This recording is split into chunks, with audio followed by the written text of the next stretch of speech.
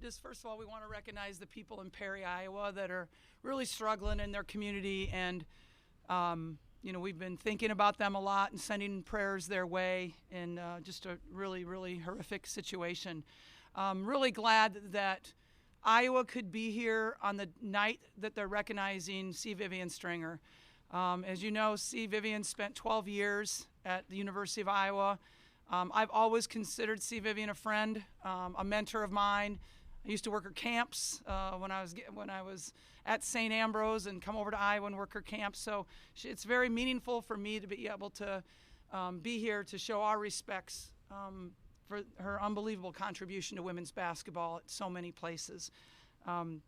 Tonight's game, I thought we played very well. I thought we were in control mentally, physically. This game, I love that we had 5 people in double figures. I love that we have 28 assists. Caitlin, again, has another triple-double. But I really am happy to see Gabby Marshall go 4 for 7 from three-point range. Gabby works her tail off all the time on defense.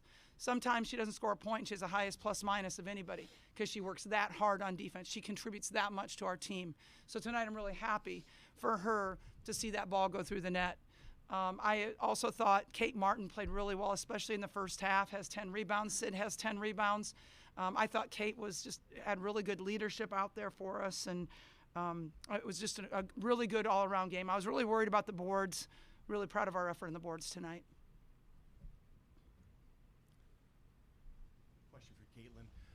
Rutgers usually averages about 2,000 fans a game, hasn't had a sellout since 2006. I'm just curious how gratifying it is for you to see a crowd this loud, large, and knowing they're mostly here for you.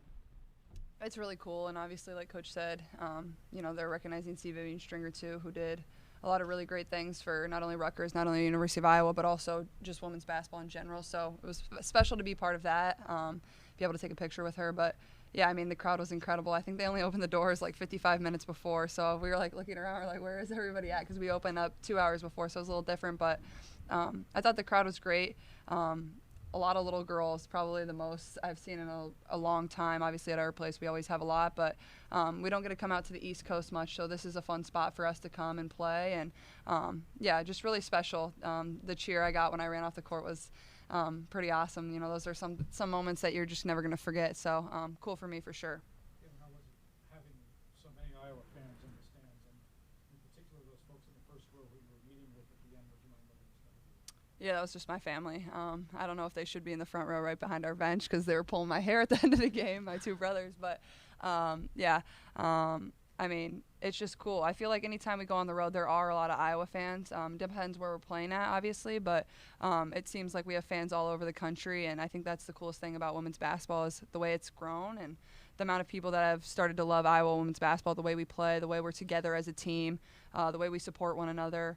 We just play a fun style of basketball that people love to watch, and it never really surprises me anymore how many Iowa fans there are, or little girls screaming in the stands. I think it's something that we're starting to get used to the sold out crowds, but it's not anything you ever take for granted. Those are the moments you soak in and enjoy every time you have them. Coach, you mentioned you were proud of the rebounding tonight. Over there at Rutgers, they got a triple head monster where, Destiny Adams, these guys can go for double rebounds any given night. I wanted to get your, thoughts just on the rebounding night overall, and just, just how effective can this be used moving forward throughout the season? Well, I mean, it was one of our keys to the game is the rebounding aspect. I just feel like you have to box them out so well because they get really easy points off those offensive rebounds. So I was proud of our players' efforts in securing those rebounds. Caitlin mentioned all the and as you all travel around, you go to college towns in the Big Ten, but also the big cities, New York, Chicago, Minneapolis, where there are WNBA teams, and more sort of basketball fans will come and watch, not just Rutgers fans. There are a lot of Liberty fans here now. So as you travel around, do you notice that in the number of people who are drawn to your program because of the star power?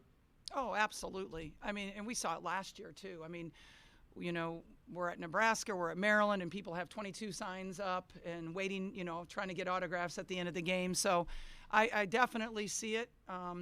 And I can't think of a better group to be role models than these women that are up here with me right now and the rest of our team. So I think we've given people great role models, and it's fun for them to cheer for us. But, yeah, we had the New York City Metro Iowa Hawkeye Club, which I didn't even know there was such a thing, and we had them here tonight.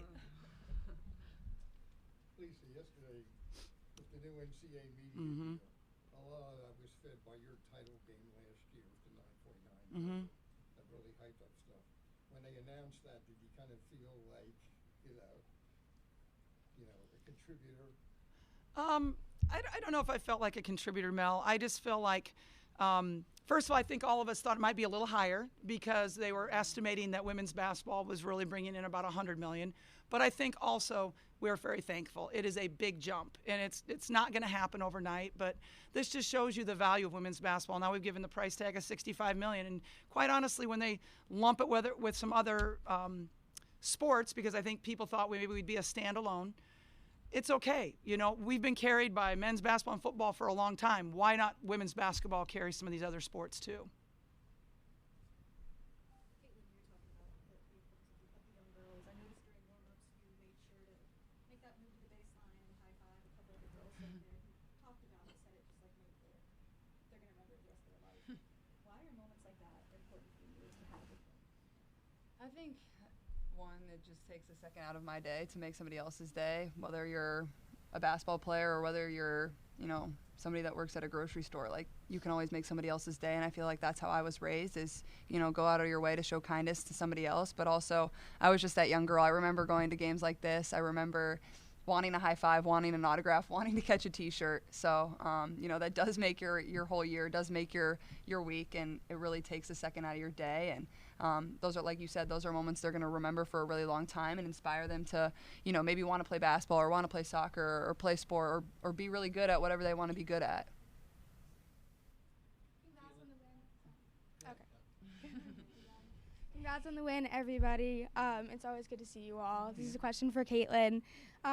Watching the games, it's clear that you are inspiring and impacting the next generation of girls and everybody, including to my teammates who've been to Iowa women's basketball camps.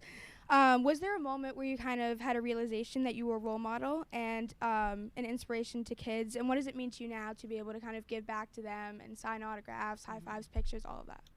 Yeah, I feel like, I don't know if there's really been a moment. I feel like it's been cool over my career. Like, I started playing in COVID, so nobody was around, so it's kind of cool to see, like, the evolution of my career. And now where we're at now, and I started playing in front of nobody, and now it's a sold-out arena every time, basically, whether we're on the road or at home. And it's kind of hard for me to wrap my head around, but, like you said, it's the little girls that come to our games. That's what it's all about. At the end of the day, I could have been 3 for 20, and they probably still would have been screaming and wanting my autograph. And I think that's the coolest thing is you get to inspire them and make their day. And everybody on our team is such a good role model and always going to go out of their way to inspire somebody else, give them a second of our time. And that's how the game grows. That's always what I wanted my favorite players to do for me when I was younger. I remember going to a Lynx basketball game, and I met so many of the players, and that stuck with me, and I'm now 21, almost 22. So, those are just really cool, special moments that people cherish forever. Keelan, I got one for you, one for Coach. I think you grew up somewhat close to Perry. 40 Just miles. your thoughts on, obviously, what happened there. Yeah, like Coach said, I think our thoughts and prayers are just with that community. And, the special thing about Iowa is how tight our communities are. And I know they'll get through it. And, I grew up 40 minutes away. It gives me the chills, that moment of silence before. So just thinking and praying for all those people affected. And as you saw, we were wearing blue ribbons in support of them tonight. And, definitely just a very hard, tough situation. And our thoughts and prayers just go out to them. Coach, you've been around the game for a minute. I mean, people are asking about the road show that is Iowa. Now it seems sellouts everywhere. A lot of it is to do with what Caitlin's done. Just can you think of another time or another era that something's close to this where a player seems to have gotten the attention and the interest from so many fans on the road, not just at home? That's a tough one. You guys probably know the answer to that better than I do. I mean, when you think of like Breanna Stewart and what she did with UConn basketball, I would probably think that's pretty similar. I'm not sure who to compare that type of star power to. Kind of following on the same question. I mean, you've been in games when the arenas were half full. Do these girls? Well, Yeah, okay. that might be an exaggeration. Okay, all right. I mean, now, these girls could get used to this, and that would be awesome. I mean, do they know how? How great this is? I mean, do you ever have to remind them, or not? I think we appreciate it. I don't think we're used to it, but I think we'd be disappointed if it wasn't there now, to be quite honest. Because we've built it, we enjoy it, we want it to keep coming. I mean, why would we not? So we're enjoying it. We know that it's going to be pretty hostile on the road many places, and that's why, because it was one of our emphasis is to take control of this game early and really not let the crowd get into it against us. So it's a great thing for women's sports, for women's basketball, and you see it all around the country. You just see sellouts happening in places that it never happened before, and it's a great time to be a women's basketball player. Gabby, so much of the attention obviously is on Caitlin with all of us, the fans and all that, but this team put up 103 points on a whole bunch of other players had double figures tonight. Lisa mentioned it a moment ago. What does it mean for you as one of those other players that this team is number 4 in the country and is overall pretty good too? Yeah, obviously Caitlin gets a lot of attention, but we talk about it as a team, like the light that shines on Caitlin shines on this team, and she can't go 1 on 5. I mean, she could try and do pretty well, but people around her, we all just play our roles really well, and we always talk about shine in your role, whether that's on the defensive end, getting rebounds, or running in transition, whatever you do well, do it every night, and just let that be your focus. So I think this team does a really, really good job of just doing their role to the best of their ability. Rutgers, much like Iowa, team that really likes to push the pace and move in transition. Does that affect your game planning at all for a team that likes to run as much as you do? The fact that they like to run, does that change our game plan? Transition defense was definitely one of our keys, but also transition offense. We thought we could push the ball on them as well. But yeah, they do a great job of pushing the ball, and that's how they scored points in the first quarter. We play it really at a high pace all the time, and I feel like we're in really good shape and that our players can keep going and are used to playing at that pace. Some schools aren't used to playing against that pace, and they can maybe keep up for a half, but they wear down after a while. And you can see that in their shooting percentages usually.